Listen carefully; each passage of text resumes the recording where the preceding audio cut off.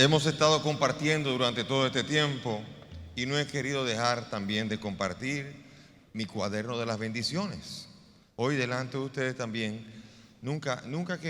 jamás que he ido a una comunidad he querido dejar de contar lo que Dios ha hecho en mí, porque yo soy testigo del amor de Dios. Yo puedo hablar de que Dios ha hecho cosas conmigo, pero sobre todo yo he visto cómo Dios me ha protegido enormemente. Por eso abro el cuaderno de bendiciones y dentro de lo que les voy a hablar, mucho de eso está allí en ese cuaderno. Yo nací en Barcelona y, como ya se ha dicho, yo inicié desde muy joven a practicar el deporte de la natación.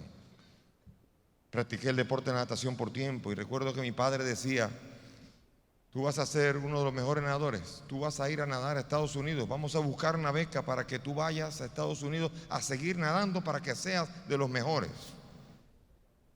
Pero ocurrió, una de las situaciones más desagradables de mi vida fue a los 14, casi 15 años, cuando después de una lucha de 2 años de mi padre con el cáncer, finalmente mi padre muere. Y cuando muere mi padre, para mí fue un choque. Hay veces que la gente, cuando quiere consolar, utiliza palabras que no sabe lo que está diciendo. A mí me resultaba muy difícil cuando hay gente que venía tratando de consolarme y decía: resígnate, fue la voluntad de Dios.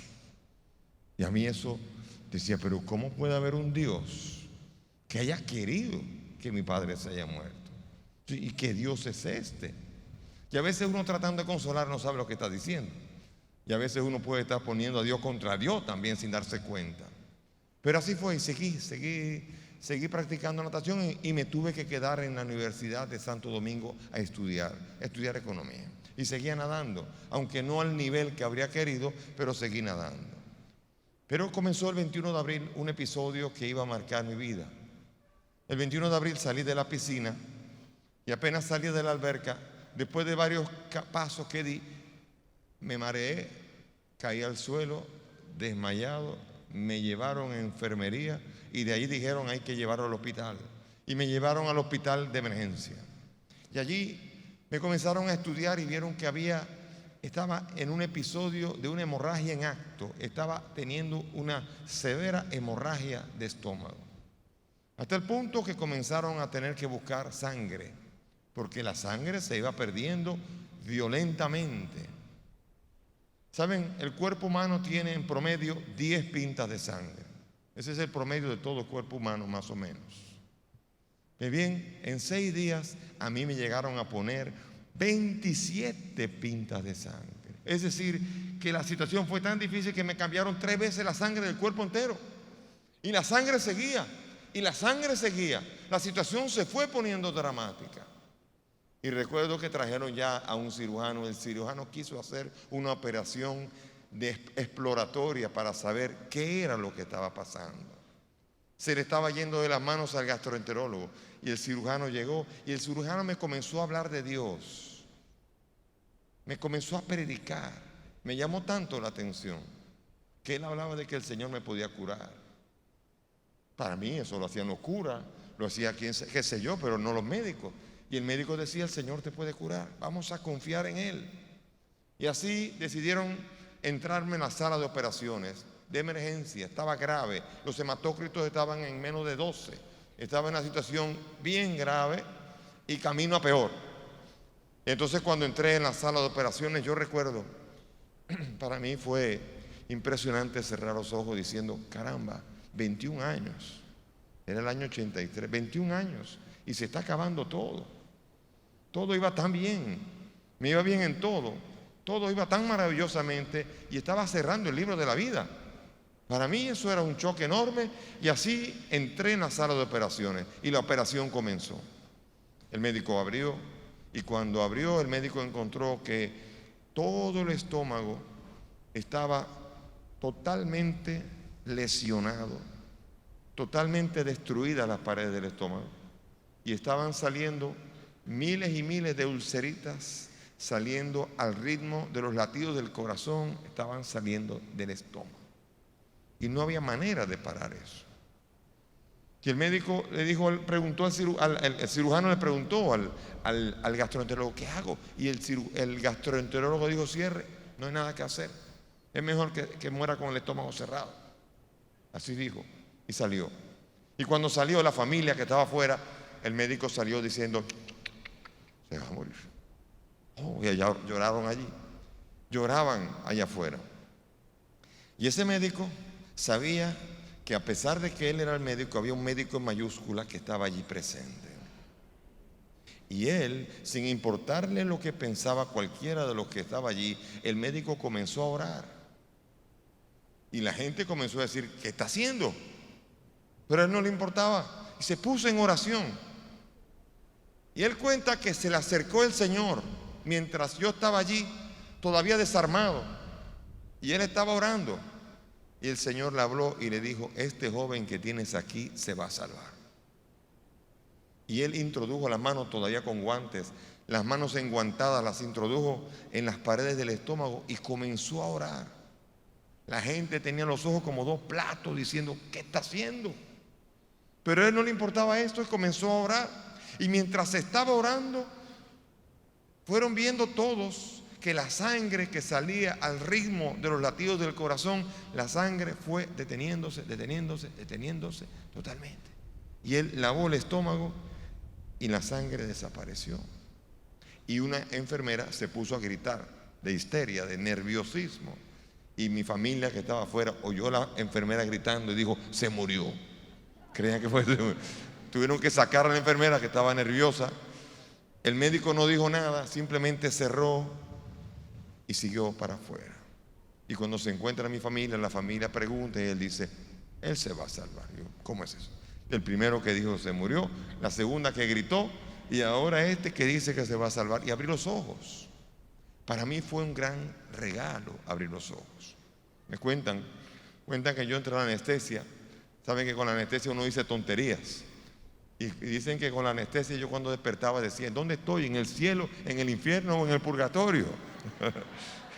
Así estaba yo. Pero desperté y para mí fue un choque encontrarme con la vida como un regalo de Dios. Para mí la vida era algo por descontado. Pero ahora cuando veía salir el sol decía, gracias Señor por el hermano sol. Veía un pajarito en la ventana y decía, gracias por el pajarito. Para mí las cosas que eran tan naturales venían por descontado, pero ahora estaba valorándolo. Como dice un dicho, nadie valora lo que tiene hasta que lo pierde. Yo estuve a punto de perderlo y vi la vida como un don que el Señor me estaba dando. Siguió el tiempo entonces. Seguí en la iglesia yo, muy de lleno en la iglesia. Al año siguiente, otra hemorragia.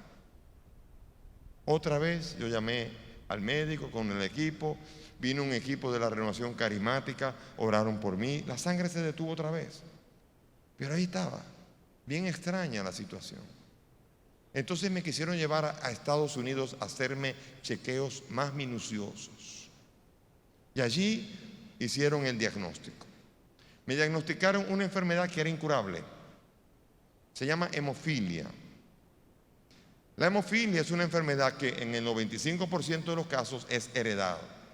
Y hay hemofilias por autoclonación en donde la persona genera la hemofilia.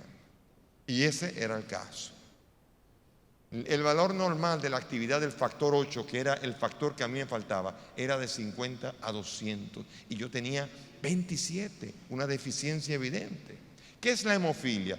Muy simple, la hemofilia es una enfermedad por la cual la médula tiene que producir 15 factores que tienen que estar en la sangre. Si falta uno solo de ellos, la sangre no coagula y eso es hemofilia. La sangre no puede coagular hasta que no se le aplique y se meta el factor que hace falta. La pregunta del médico es, ¿usted tiene una hemofilia? ¿Y cómo se detuvo la hemofilia? Porque a usted le pusieron factor 8, yo no sabía que tenía ni siquiera hemofilia. Y entonces yo escribo esto porque usted lo dice, pero esto no es normal. Y entonces, bueno, llegué a la casa diciendo, gracias Señor, porque ni el médico me cree. Aquí está, fuiste tú, definitivamente. Y tenía la deficiencia. Y entonces comencé a entender que había que cuidarse de otra manera. Todo esto fue un hándicap que estaba viendo, aún a pesar de la natación. Pero estaba nadando, me iba bien a pesar de todo, pero ahí estaba esa enfermedad detrás de mí. Y ocurrió algo allí que para mí fue, yo descubrí a un Dios providente. Y fue en enero de 1985. El 19 de enero, otra vez sangrado. Otra vez para la clínica. Me comenzaron a aplicar el factor 8 y me pusieron 25 ampolletas de factor 8. Y gracias a las ampolletas del factor 8, la sangre se detuvo y estaba reaccionando ante eso, lo cual demostraba que definitivamente tenía una hemofilia. La sangre se detuvo. Y cuando se detuvo, el médico se me acercó y me dijo estas palabras. Me dijo, mire, yo no quería asustarlo hasta que estuviera completamente bien. Pero quiero decirle que una semana antes de que usted sangrara, en todo el país no había una sola unidad de factor 8. Los hematólogos estábamos diciendo, hay que traer el factor 8. Si hay un incidente va a haber problemas. Y estábamos en alarma porque no había factor 8. Pero 2 días antes de que usted sangrara, fue sacado de la aduana un embarque que llegó por error desde Suiza y que tenía que llegar a la isla Dominica. Y en lugar de la isla Dominica llegó por error a la República Dominicana, a la Sociedad Hemofílica Dominicana. Y contenía nada más y nada menos que 1000 cajas de unidades, no de factor 9, no de factor 7, sino de factor 8, que estaban allí llenando el almacén de la sociedad. Me dijo, ¿usted sabe cuánto cuesta cada ampolleta de esas? Yo dije, cada ampolleta de esas cuesta $350. Yo calculé y casi sangro del susto otra vez cuando me enteré. Y me dice, pero eso es una donación que viene de Suiza y es totalmente gratis, por lo tanto no le cuesta nada. Y allí yo descubrí al Dios providente. Ese salmo que dice, el Señor es mi pastor, nada me falta, aunque pase por valle de muerte, ningún mal temeré, porque tu vara y tu cayado me sostienen. Él, Dios, había enviado ese embarque, que había llegado por barco desde Suiza, había salido en octubre desde Europa y llegó precisamente 2 días antes de que yo lo necesitara. Allí descubría yo a Dios, pero todavía faltaba más. Me correspondía ir a Miami otra vez, pruebas otra vez de chequeo de rutina. El doctor Harrington, la primera autoridad del este de los Estados Unidos, otra vez como siempre. Y él, cuando yo llego en esta ocasión, me manda 2 pruebas. Una, repetir siempre el factor de coagulación. 2,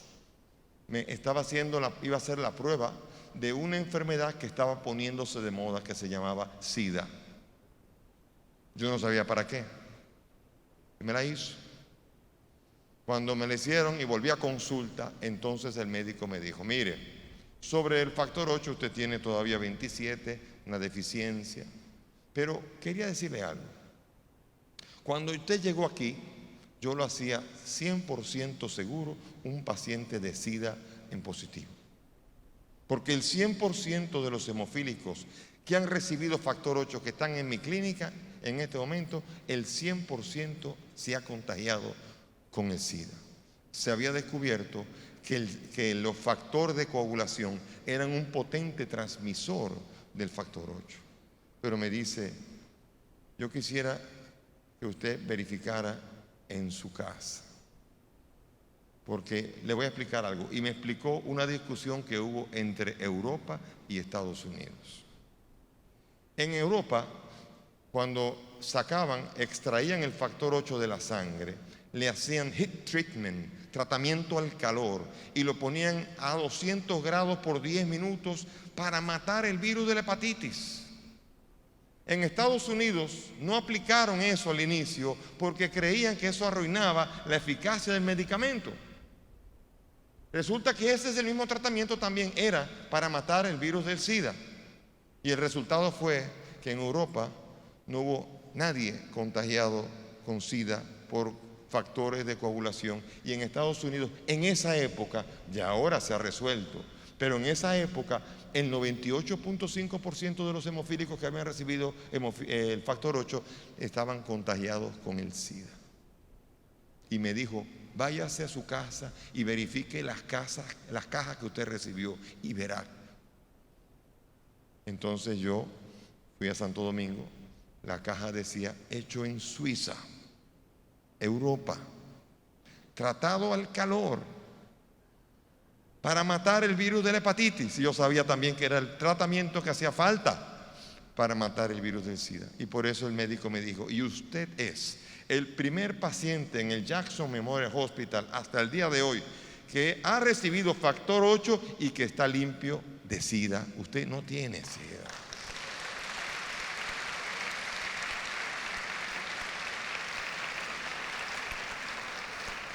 Quiero que piensen una cosa. Yo estaba en el único país en América que en ese momento iba a tener factor 8 limpio de SIDA. Porque cuando faltaba, ¿a dónde se iba a buscar? A Puerto Rico, a Miami, a algún sitio. Cualquiera de esos habría sido sin tratamiento al calor. Pero yo estaba en el único país en el que 2 días antes, por error, iba a llegar desde Europa un embarque que iba a darme precisamente cuanto yo necesitaba. Y entonces más todavía, porque es bello cuando uno descubre en la historia. Yo quería irme a los Estados Unidos a estudiar y yo no pude ir. Mi padre murió. Y porque mi padre murió, en la familia era muy apegada. Y cuando me quedé con una cierta rabia. Yo había dicho, por culpa de que mi padre murió, yo no pude ir a los Estados Unidos a entrenar. Pero ahora estaba descubriendo que gracias a que mi padre murió, yo no fui a la ciudad donde se había conseguido la beca, y era la ciudad en Estados Unidos donde había comenzado el SIDA, y se llamaba la ciudad de San Francisco en California. Ahora decía, gracias a que mi papá murió. No quiere decir con esto que Dios mató a mi papá, pero Dios es aquel de cual se puede decir que todas las cosas concurren para bien de aquellos que aman al Señor. Y Dios es capaz incluso de hablarme hasta a través de un acontecimiento doloroso como la muerte de mi padre. Y quiero que sepan ahora que Dios está deseoso de decirnos que hasta de las situaciones dolorosas Dios quiere declararnos su amor. Y no hay situación dolorosa. Para mí la más dolorosa que había era la muerte de mi padre, y detrás de ella estaba un Dios que me estaba diciendo, yo te amo, yo te cuido, yo soy tu padre. Y así también a Puerto Rico se lo quiere decir.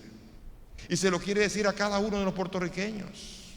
No hay situación en la que detrás de ella Dios no nos esté diciendo, yo soy el pastor, no se preocupen, yo los cuido, yo los encamino.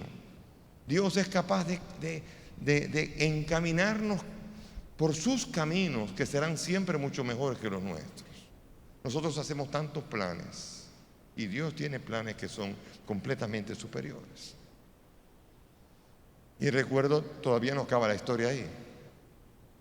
En el año 87 tuve un último episodio en donde hubo un sangrado, en donde ahí sí casi me fui. Como dicen por allí, tuve un bolero muy pegado con la muerte, un bailé muy pegado con la muerte, porque allí en ese momento, cuando yo estaba en el momento más grave, le pregunté al médico, doctor, me estoy muriendo. Y él, en la cara en silencio, hizo, ok.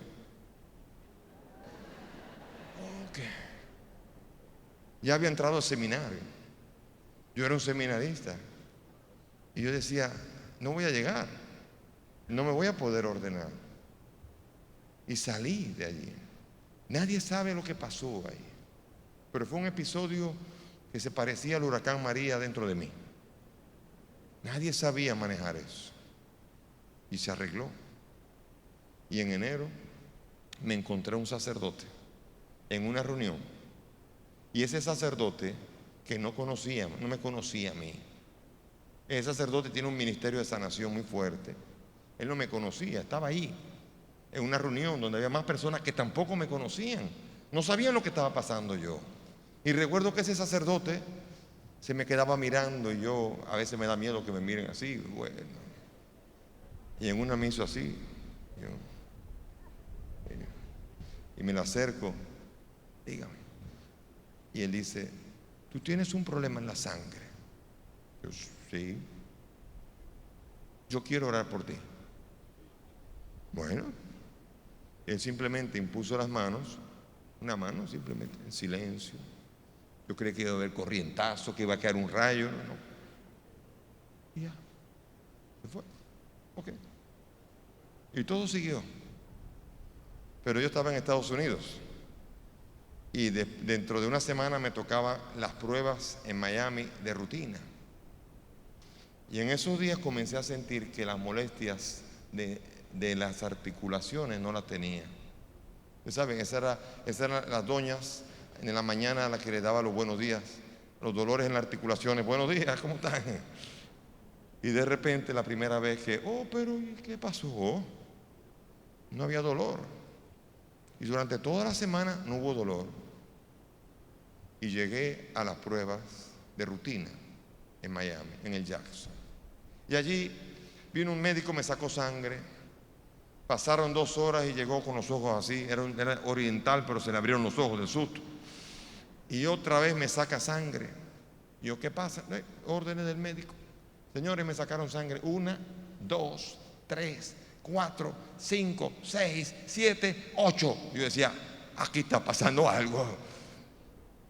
¿Y cuál fue el susto que me doy cuando finalmente llega el doctor Harrington con su cabellera blanca, su bata blanca altísimo, con su expediente Masayes allí, que se me acerca así en silencio, mirándome? Yo, viendo que se me sienta en la cabecera, preocupado yo. Y peor cuando él comienza diciendo, yo no sé cómo explicarle esto.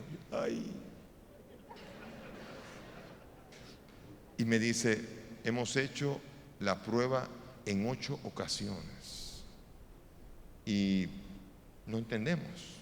¿Se acuerdan cuánto es el valor normal? Es de 50 a 200. ¿Y cuánto era mi valor? Porque los valores del factor de coagulación no cambian, no son así tan. Y estaba siempre en 27. Hemos hecho en 8 ocasiones la prueba y el promedio nos está dando 143. Y no entendemos lo que está pasando. Necesitamos hacerle más pruebas. Él se me sentó en la cama y me dijo, mire, yo he estado persiguiendo la hemofilia desde hace años. Y yo desearía poderme meter en su cuerpo para averiguar qué es lo que está pasando allí. Y si usted me permite, en estos años próximos, yo le pago el pasaje y le pago la prueba, pero necesito saber qué está pasando. Y el año 87, 88, 89, 90, todos esos años yo estuve yendo a Miami. Las secretarias me miraban como un animal raro y llegó todo el mundo, el ratón de Indias ahí.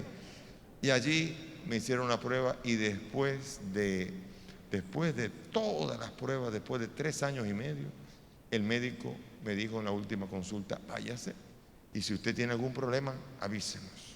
Pero usted no tenemos nada más que hacer. Entonces yo le dije, doctor, entonces yo puedo decir que soy un ex hemofílico.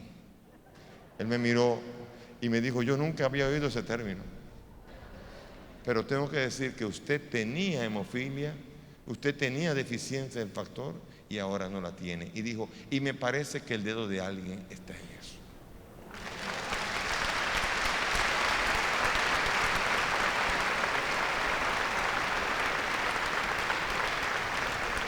Ustedes están, para la gloria de Dios, y está en mi cuaderno de bendiciones, ustedes están frente al único ex hemofílico de toda la tierra, para la gloria de Dios.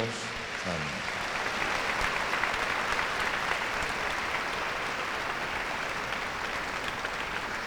Y yo he podido descubrir que Dios, Jesús, está vivo.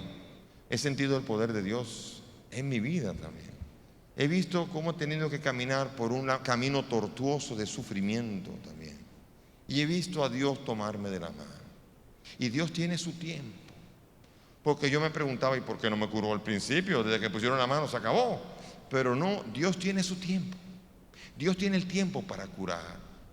Porque nosotros no sabemos, no entendemos el misterio del sufrimiento sobrepasa en mucho nuestra capacidad de comprensión. Por eso estamos siempre, ¿por qué? ¿Por qué? Y vale la pregunta, ¿por qué? Pero tenemos que seguir preguntándonos, pero tenemos que también aprender a entregarle al Señor nuestro sufrimiento.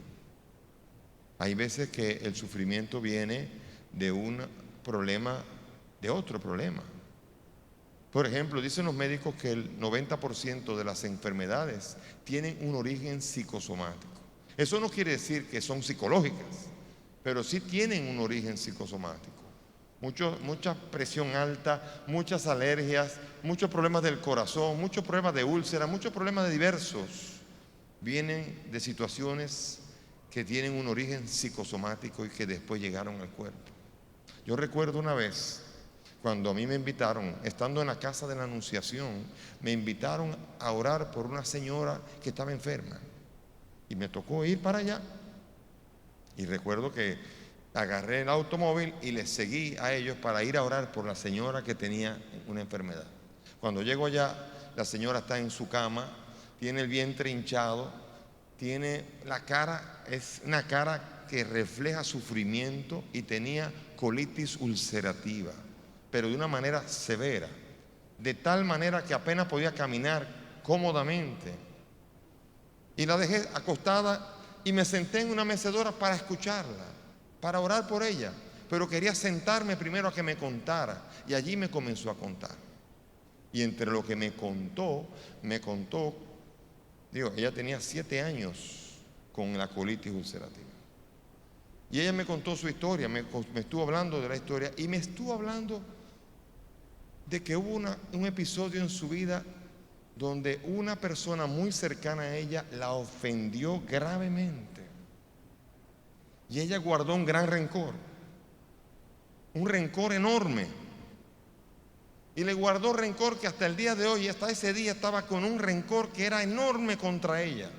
Y le pregunté, ¿cuándo ocurrió eso? Hace 8 años. Y dije, vamos a orar para que usted perdone a esa señora. Le pedí que cerrara los ojos y que hiciéramos oración. Hicimos una oración bien suave, tranquila, pidiendo para que Dios le ayudara a perdonar lo que había hecho esa persona. Y esa mujer estaba con los ojos cerrados y le salían lágrimas, pero serenas. Dios estaba sanando a esa mujer y esa mujer se quedó acostada en oración, que me di cuenta que era mejor que me fuera porque se quedó orando. Y le dije, mejor me retiro, ¿verdad? Y ella hizo así y se quedó orando. Y me fui. Agarré el automóvil y cuando estaba volviendo dije, y se me olvidó orar por la colitis ulcerativa. Y a eso fue que vine. ¿Qué hago? Y dije, bueno, pues sigo adelante. Y volví para la Anunciación. 3 semanas después, a mí me tocaba dirigir el Ministerio de Música en la Casa de la Anunciación. Y ese día estaba tocando, el ministerio está en una esquina donde nadie se puede escapar. Ahí está todo el mundo en una esquina cerrada. Y adelante en la primera fila había una señora sonriente que me saluda. Esa gente que te saluda y tú no conoces. Ella estaba así, y yo, y por dentro, ¿y quién será? Sí, seguía todo. ¿Y quién será esa señora? Dios mío. Y así seguía, hasta que al final vi buscando por dónde escaparme. No había manera. Bueno, acabó la misa y se acercó y me acorraló ahí. Y me preguntó, ¿tú no te acuerdas de mí? Y yo prefiero no meterme en líos. Porque uno dice que sí y después viene cómo me llamo, viene con todo. Yo, no me acuerdo de ti. Y me dice, yo soy Milagros. Yo soy la persona que tú fuiste a orar por colitis ulcerativa. Y la miré. Era la estampa, la cara radiante, el vientre plano. Estaba feliz. Esa era otra persona. Le dije, qué bueno que no te conozco. Qué bueno que no te conozco porque eres otra persona. Y me lo dice, soy otra persona desde ese día que perdoné. Y entonces a mí me edificó mucho saber que muchas veces nuestros sufrimientos hay que sanar la raíz del sufrimiento. Porque no siempre es simplemente colitis. Si usted le dice, Señor, sana la colitis y sigue con el rencor sigue generando la colitis. Entonces hay que sanar de raíz. La sanación, misteriosamente, tiene que ir a la raíz del problema para sanar. Otras sanaciones son inmediatas. Hay gente que no se sana o que se sanará más tarde. Este es un gran misterio. Nosotros vamos a hacer oración. Es probable que haya gente que no sea sanada, pero definitivamente Dios, hay que decir, Dios tiene otro plan para esa persona, en otro momento, otra cosa, y no podemos decir otra cosa que, Señor, tú sabes. A nosotros nos gusta cuando Dios nos dice sí. No sabemos decir gracias, no sabemos responder cuando la negativa de Dios. Hay una historia que conté en la misa pasada de una niña en Navidad, llegando a la Navidad. La niña era miembro de una familia muy pobre, la familia era muy pobre, pero la niña se enamoró de una bicicleta que había en las tiendas, pero la bicicleta pero valía 10 veces o 20 veces lo que el bolsillo de la familia se permitía. Por lo tanto, había la amenaza de que pudiesen no recibir el regalo. Y esa niña dijo, yo voy a rezar y yo confío que Dios me va a escuchar y me va a dar esa bicicleta. Dios me va a escuchar. Y la mamá, ay Dios mío, y la madrina, que era la vecina, preocupada por la fe de la niña, y si no recibe la bicicleta. Y así fue pasando el tiempo y ella decía, Dios me va a oír, yo sé que Dios me va a oír. Y estaba preocupada, todo el mundo. Llegó el día, llegó el 24, se fueron a acostar. Al día siguiente, como se imaginarán, la bicicleta no vino. Y la madrina, la vecina llamó de una vez, que no vino la bicicleta, preocupada por la fe de la niña. Cruzó la calle y fue a preguntarle a la niña, ¿cómo te fue? Muy bien, la niña contenta. ¿Y cómo te fue con todo? Dice, muy bien.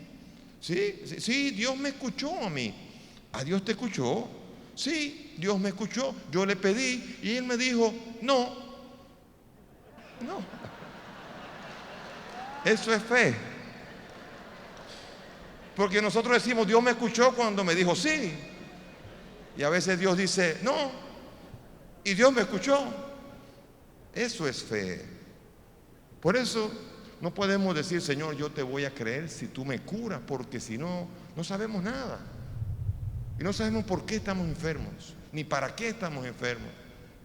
No sabemos nada. Lo único que sabemos es que Dios lo sabe todo.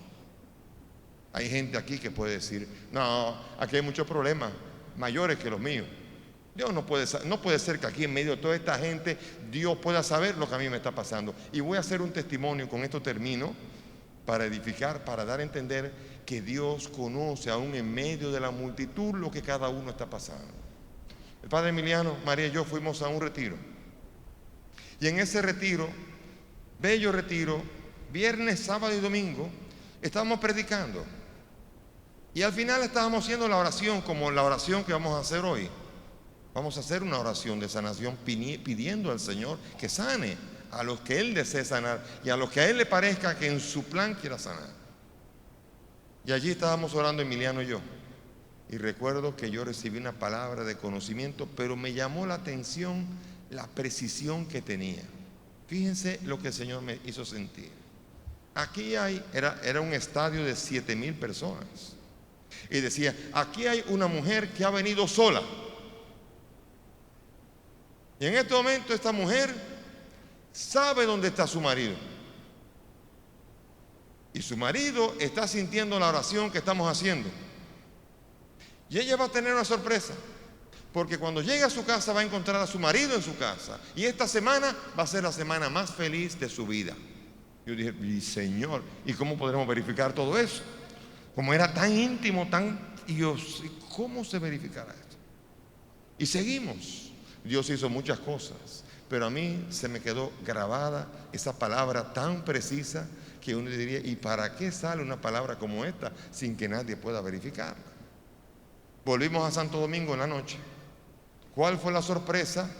Cuando me llama una señora a la casa de anunciación, yo necesito hablar con usted. Tenía el mismo acento del país de donde veníamos. Yo, y estaba en Santo Domingo. Resulta que esta era una muchacha dominicana que se había mudado a ese país. Fíjense la historia de ella.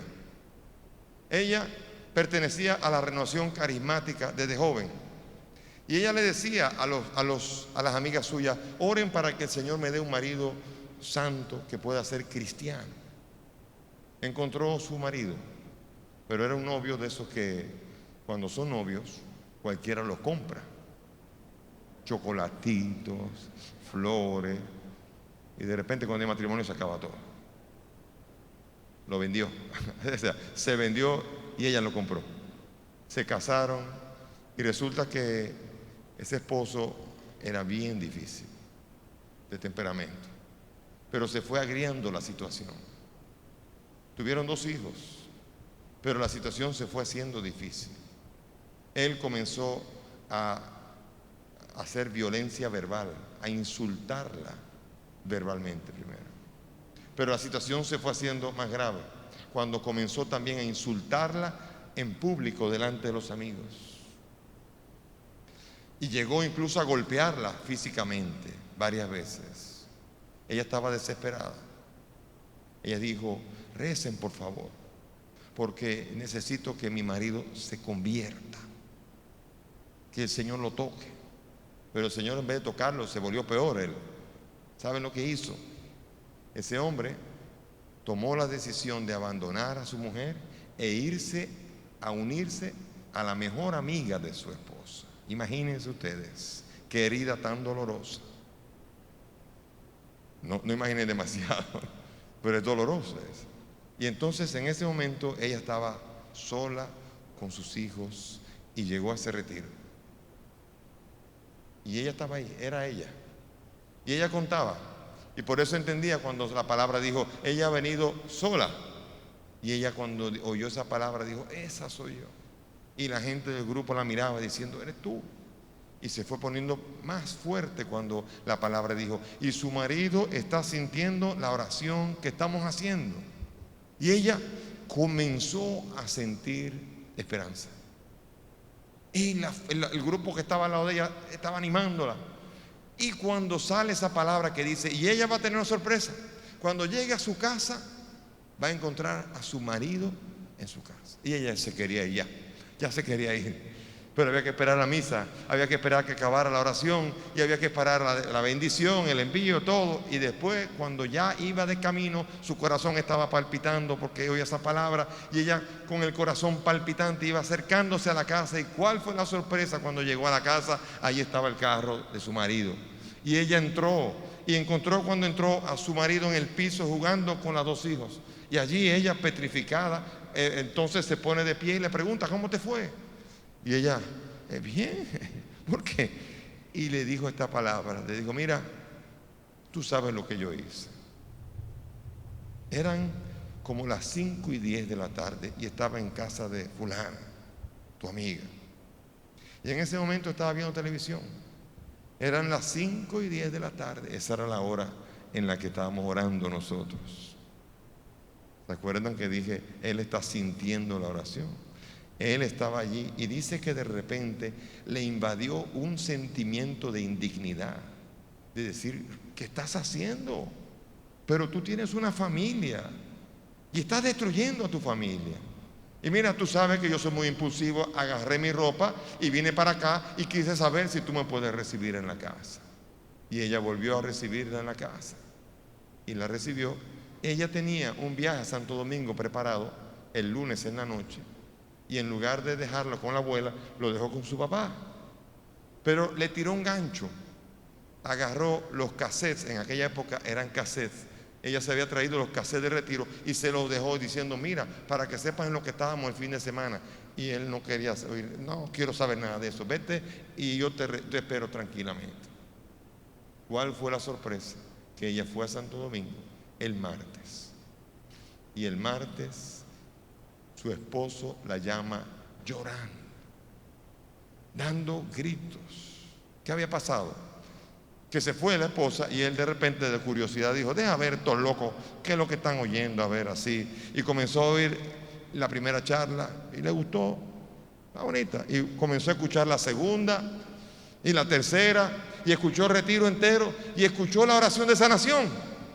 Y cuando escuchó la oración de sanación y oyó la palabra, que era él describiendo lo que él mismo había vivido, lo que él mismo había movido a hacer, él allí se sintió tocado por Dios, llamó a su esposa y dijo: ahora te necesito más que nunca.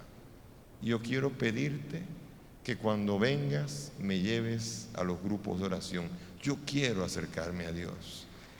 Y allí fue.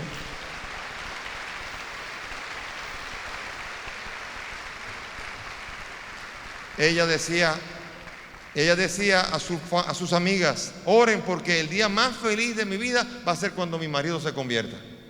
Y se acuerdan la palabra de conocimiento: esta va a ser la semana más feliz de su vida. Él se estaba convirtiendo y esa pareja se convirtió en un baluarte de fe en los grupos de oración de ese país. Hoy día todavía esa pareja brilla en el Señor. Y todo ha sido porque el buen pastor, en medio de 7,000 personas, salió a buscar a la oveja perdida y fue a encontrarla. Y no solamente a ella, sino a la saquea, al saqueo y a los saqueitos. Y todos se convirtieron y encontraron al Señor. El Señor es así. Y el Señor hoy va a actuar. Pero no va a actuar solamente sanando físicamente. Tiene que sanar algo más importante que hemos estado trabajando en esta cuaresma. Y es sanarnos del pecado. Porque a la gente le gusta sanarse de su dolencia, pero tenemos que sanarnos del pecado. El pecado es la enfermedad peor que llevamos dentro y es la peor enfermedad que nos lleva a la ruina. Por lo tanto, hoy vamos a orar y estamos seguros de que Dios va a actuar. Y Dios va a bendecir a esta asamblea. Dios va a bendecir a los que están oyendo por la radio. Dios va a bendecir a los que están por Facebook y por las redes están escuchando. Dios va a bendecir incluso a los que verán por televisión esto más tarde. Y Dios va a bendecir a aquellos por los que estamos orando nosotros desde aquí. Porque Dios no tiene distancia y va a salir como buen pastor a buscar a sus ovejas y a bendecirlas para la gloria de Dios. Vamos a seguir con la misa pidiendo al Señor que nos bendiga hoy y siempre.